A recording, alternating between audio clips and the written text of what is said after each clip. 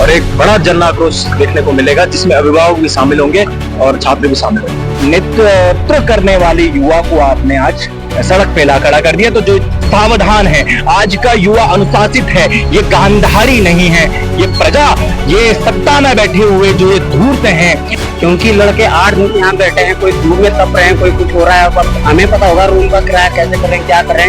और पूरे प्रदेश में अगर आप देखेंगे तो 1 लाख युवा पूरे प्रदेश में इस वक्त जो है बाहर निकल चुका है।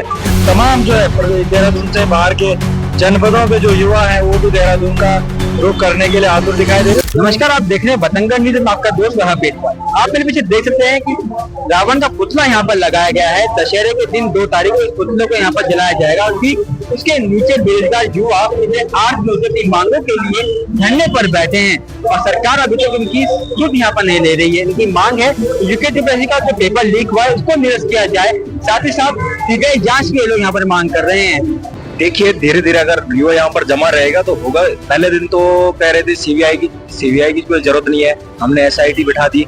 पर जब युवा यहाँ पर डटा हुआ है, लगातार अपनी मांगों को लेकर यहीं पर डटा हुआ है, तब से अब देख रहे होंगे, कल मैं उनके स्टेटमेंट देख रहा था, वहाँ पे भी मुख्यमंत्री भी कह रहे हैं कि अगर आवश्यकता पड़ी तो हम जरूर सीबीआई जांच करवाएंगे।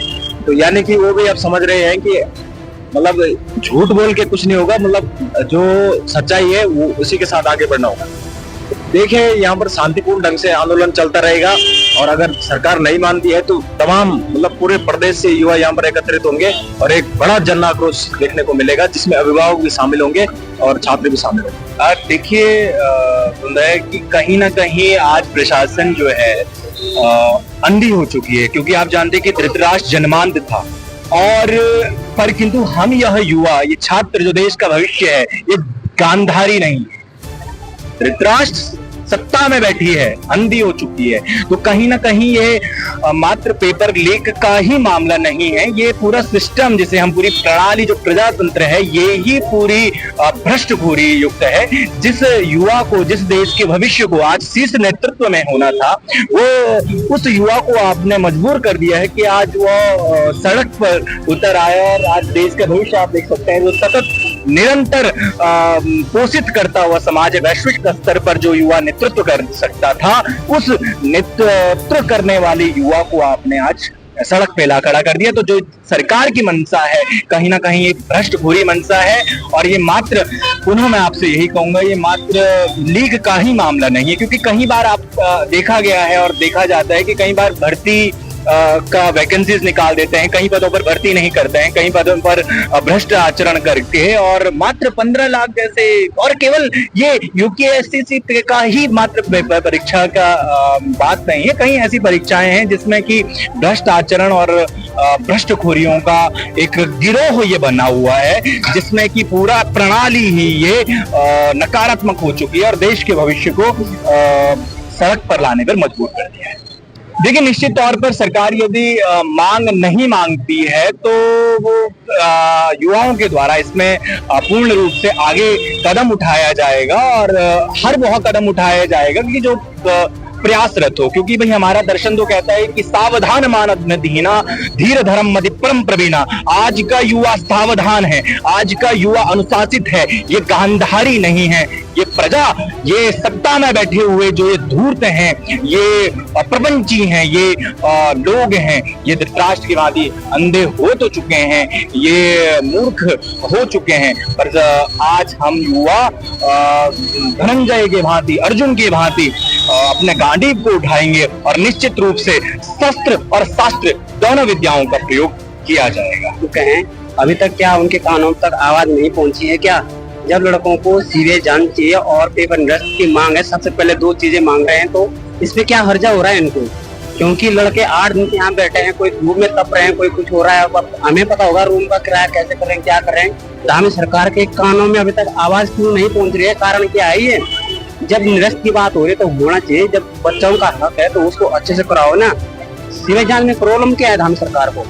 हम ये कहना चाहते हैं धामी सरकार को, अब हमें होगा पता हम कैसे चला रहे हैं अपने खर्चा, क्या कैसा हो रहा है। पर सरकार को बहुत बहुत धन्यवाद ही देना चाहता हूँ जो अभी तक इनके कानों में आवाज नहीं पहुंच रही है।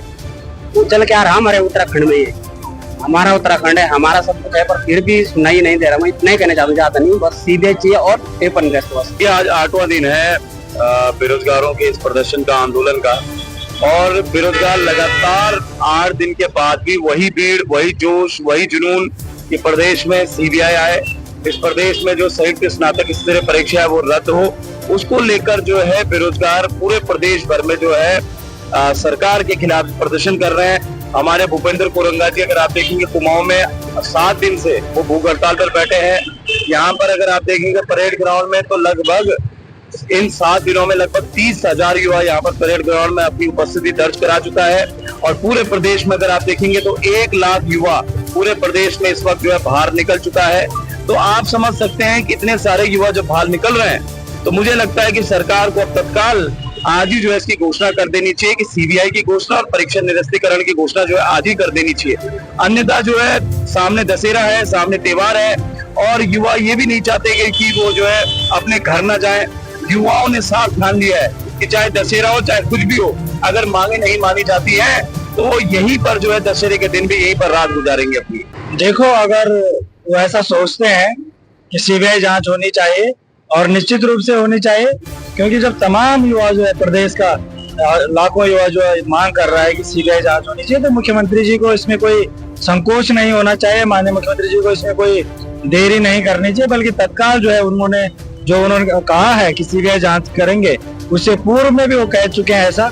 उससे पूर्व भी जो है हमारे उन्हीं की पार्टी के जो है वरिष्ठ नेता है, पूर्व मुख्यमंत्री त्रिवेंद्र सिंह रावत जी, वो भी कह चुके हैं, उनके पार्टी अध्यक्ष भी कह चुके हैं, और मुख्यमंत्री स्वयं भी कह चुके हैं। तो मुझे ऐसा लगता है कि ये निश्चित रूप से सीबीआई जांच करेंगे और होनी भी चाहिए। और साथ ही साथ जो ये परीक्षा है, जिस परीक्षा का तमाम जो बवाल इस परीक्षा में हुआ, तमाम तरह की जो अनियमितताएं हुई, उन परीक्षा को अनियमितताओं को देखते हुए, लीक को देखते हुए इस परीक्षा को तत्काल स्थगित कर देना चाहिए।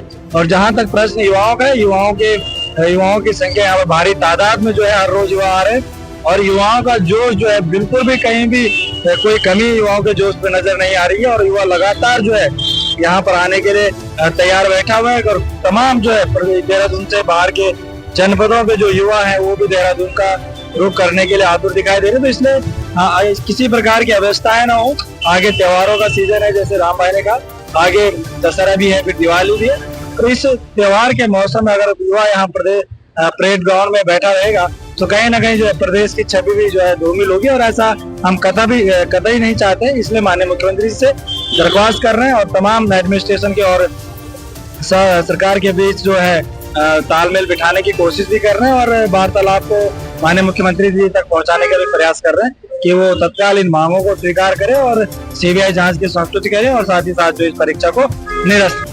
तमाम साथी जो कानपुर में है, तमाम साथी जो देहरादून में है, तमाम युवा जो लंबे समय से हमारे साथ संघर्ष कर रहा है, वो तमाम साथी देहरादून के परेड ग्राउंड में पहुंचे। और अभी लड़ाई हमारी आर और पार की लड़ाई है, क्योंकि आप सभी को पता है यहाँ पर एक आध दिन में एक कार्यक्रम भी होने वाला है, एक रावण जो पीछे बनाया गया इसको जलाया जाएगा, और हम सब मिलकर जो यहाँ पर भ्रष्टाचार का रावण जलाएंगे। और तमाम साथी जो हमें देख पा रहे हैं, जहाँ पूरे देश में 2 तारीख को बुराई पर अच्छाई की जीत का प्रतीक रावण को यहाँ पर जलाया जाएगा, तो उसी दिन ये युवा भी भ्रष्टाचार रूपी रावण को जलाने की बात यहाँ पर कर रहे हैं। अब देखना ये होगा सरकार की बातों को कब तक मानती है और कब तक नहीं। बहरहाल के लिए इतना ही, देखते रहिए बतंगड़ न्यूज। नमस्कार।